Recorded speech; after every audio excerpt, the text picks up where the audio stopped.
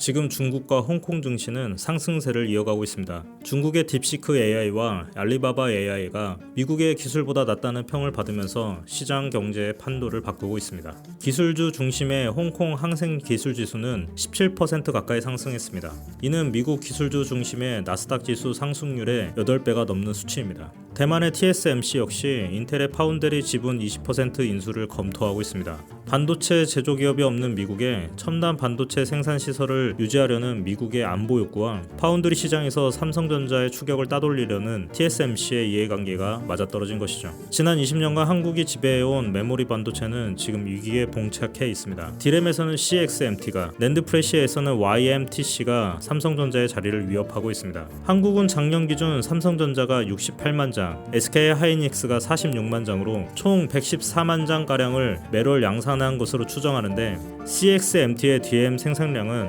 2020년 4만 장에서 작년 월 20만 장으로 5배 이상 급증했습니다. 중국산 디램 가격은 한국의 절반 수준이고 한국의 중고 제품보다도 5%나 저렴합니다. 낸드 프레시는 기술 격차가 가장 좁습니다. 중국의 대표 기업 YMTC는 이달 294단의 낸드 프레시 메모리 양산을 돌입했습니다. SK 하이닉스가 지난달 321단, 삼성전자가 286단을 양산하고 있는 것을 고려할 때 이제 거의 다 따라잡혔다 해도 과언은 아닙니다. 그동안 미국은 중국이 AI를 무기화하는 것을 막기 위해 AI 칩과 반도체 장비 수출을 엄격히 통제했습니다. 2019년 화웨이를 블랙리스트에 올렸고 2020년에는 엔비디아와 AMD의 AI 반도체 수출을 제한했으며 2023년에는 반도체 장비 수출마저 금했습니다. 하지만 중국은 이러한 규제를 받을 때마다 기술 천재들을 집중 육성했습니다. 중국 정부는 대학을 개혁하여 기술 천재들을 양성하기 시작했습니다. AI와 반도체 정예를 육성하기 위해 강기 전형을 만들었고 매년 4월 고등학교 3학년을 대상으로 지원자를 받습니다. 6월에 대입 성적이 나오면 지원자 중 20분의 1 정도가 1차 합격을 하고 이들을 모아 중국 상위 39곳의 명문대가 자체적으로 실시하는 다방면의 시험을 거치게 해 엘리트 입학생을 가려냅니다. 이렇게 명문대에 입학한 천재들은 별도의 그룹으로 관리되어 최정의 AI 기술자로 육성되는 것이죠. 베이징대의 투링반과 칭화대의 야오즈반이 대표적입니다. AI 기업에서는 투링반과 야오반 출신은 무조건 뽑으라는 이야기가 있을 정도입니다. 학부에서 철저히 이론과 실전을 가르쳐 이들이 웬만한 미국 박사보다 낫다는 평가가 있기 때문입니다. 2018년 이후로 중국 대학의 AI 학과는 급속도로 늘어났으며 네이처 대학 연구 성과 순위 10위 안에 중국 대학이 8개가 들어가 있습니다. 특히 11위의 스촨대는 약 2년 사이 미국의 MIT, 스탠퍼드를 제쳐 충격을 더하고 있습니다. 서울대가 45위, 카이스트가 74위인 것을 보면 엄청난 차이라 할 수 있습니다.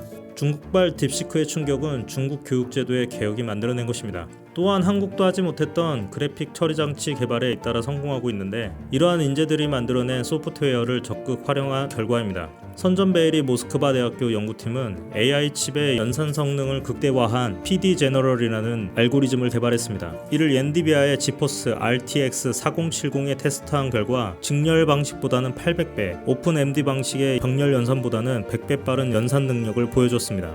아울러 딥시크는 알고리즘만으로 하웨이 어센드 910의 추론 성능을 엔비디아 H100 칩의 약 60%까지 끌어올린 상태입니다. 한국은 1990년부터 2000년대 초반까지 압도적인 물량을 앞세운 저가 공세로 일본과 대만 디램 기업을 시장에서 밀어내고 세계 1위에 올랐습니다. 지금 중국은 똑같은 방식으로 기술 천재들을 양성하며 대한민국을 밀어내고 반도체 시장을 점유하려 하고 있는 것이죠. 지난해 한국의 반도체 수출액은 205조 원인데 중국과 홍콩 비중이 51%로 압도적으로 중국 수출 의존도가 높은 상태에서 중국의 반도체 기술이 한국을 압도한다면 중국은 더 이상 한국의 반도체를 수입할 이유가 없게 되고 우리나라 경제는 엄청난 타격을 입을 수밖에 없습니다. 이러한 상황 속에서 우리 대한민국은 주 52시간이라는 경직된 근로시간이 족쇄가 되고 있습니다. 아직도 노동정책을 위반하는 사람들이 우리나라 노동시장을 18세기 영국의 상황인 것처럼 생각하고 있는 게 가장 큰 문제입니다. 반도체 산업 연구직의 주 52시간 예외 적용을 위해 여야가 합의를 이루어낼 것처럼 보였지만 민주당의 당대표는 장시간 노동과 노동 착취로 국제 경쟁력을 확보하겠다는 말 자체가 모순이라는 말과 함께 돌연 태도를 바꾸어 반도체법을 무산시켰습니다.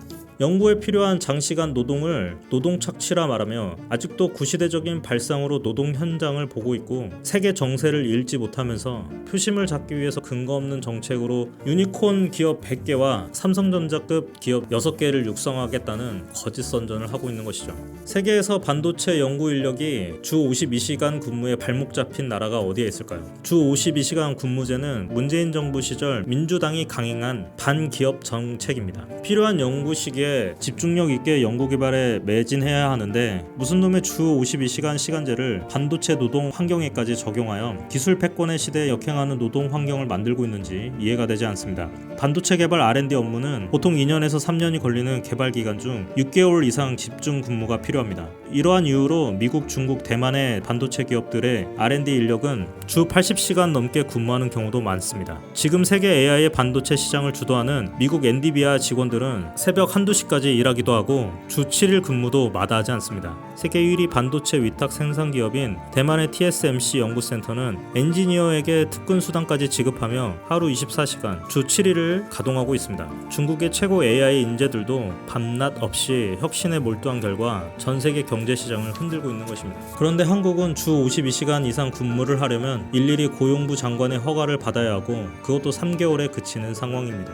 이를 어기면 경영자는 실형을 선고받고 감옥에 가야 합니다. 반도체와 2차 전지 등 첨단 산업계의 요구는 고소득 전문직 근로자의 경우 근로시간 규제 대상에서 제외하는 화이트칼라 이그젬션을 도입하자는 것이었습니다. 고소득 전문직은 몇 시간 일하느냐가 평가의 기준이 아니라 일의 결과에 따라 평가받고 보수도 그에 따라 책정됩니다. 전문직들이 자유로 더 일을 해서 기업 발전을 이루겠다는데 국가가 법으로 이를 금지하는 게 과연 말이 되는 것일까요? 문재인 정부 시절 반도체 벨트로 선정된 평택시는 삼성전자의 실적 부진으로 반도체 공장 설립이 중단되어 지금 상가와 주차장이 텅텅 비어있고 공사비도 없어 4만에서 5만 명에 달했던 건설 인력이 1만 명대로 급감하고 도로와 상수도 설치도 중단되었습니다. 고용부에는 임금을 받지 못한 근로자들의 민원이 폭주하고 있는데 노동계가 연봉 1억이 넘는 귀족노조 건강을 염려하며 주 52시간 사수에 목매는 사이 노동자들과 기업, 한국 경제는 죽어가고 있습니다.